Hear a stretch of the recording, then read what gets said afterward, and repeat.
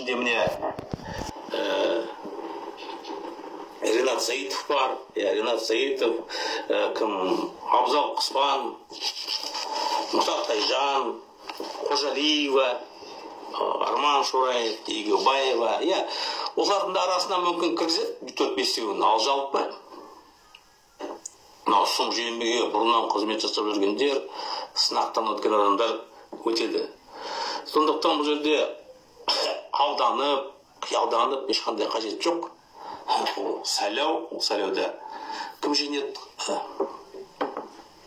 Анаған дауыс берейік, мынаған дауыс берейік деп, ол болмайтыныз.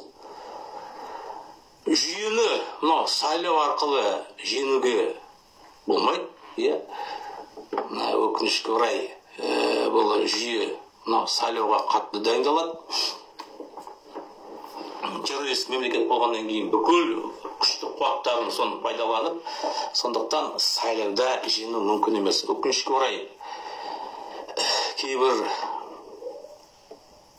белсенділер, қоғам белсенділері, қоғам қайраткерлері неге шақырып жатыр, сайлауға қатысайық, бетейік деп, бірақ онда түпкі мына тәсілмен ешқандай нәтижеге жетуге болмайды. Осыны түсінуіңіз керек ағайын. Бұл жөнінде мен тағы да материал шығарамын. Биліктің дайындап жатқан 2 жобасы бар. Әрине ол аманат.